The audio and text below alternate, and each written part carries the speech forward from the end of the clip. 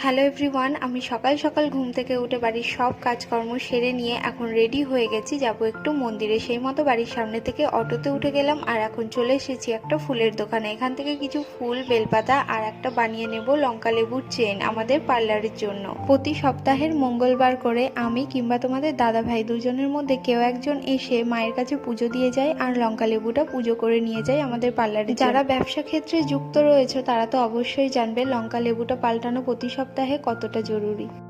তো প্রতি সপ্তাহেই আমাদের আসা হয় মায়ের কাছে পুজো দিতে, কিন্তু আজকে ভাবলাম তোমাদের সঙ্গে ভিডিওর মাধ্যমে শেয়ার করি।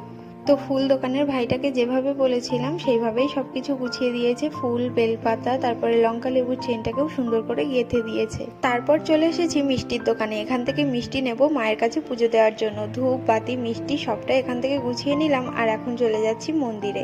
সিঁড়ি দিয়ে উঠতে বাঁ সাইডে দেখলাম একটা নয়নতারা গাছে ফুল ফুটে আলো হয়ে রয়েছে, দেখতে খুবই সুন্দর লাগছে। এখন আমি মন্দিরের ওপরে উঠে যাচ্ছি, ঠাকুর মশাইয়ের কাছে সবকিছু দিয়ে দেবো পুজো করে দেওয়ার জন্য। মায়ের কাছে আসলেই একটা আলাদা রকম শান্তি, মনটাই যেন ভালো হয়ে যায়। তো দেখো আমার পুজো দেওয়া হয়ে গেছে আর এখন ফিরে যাচ্ছি বাড়ির দিকে। তো ফাইনালি চলে এসেছি আমাদের পার্লারের সামনে। এখন তোমাদের দাদাভাইকে ডেকে নিলাম, ওর হাতে সবকিছু দিয়ে দেবো। ও সন্ধ্যেবেলা পুজো করবে, সেই সময় লঙ্কা লেবুটা টানিয়ে দেবে পার্লারের সামনে। মায়ের কাছে কামনা করি সবাই যেন খুব ভালো থাকে, সুস্থ থাকে।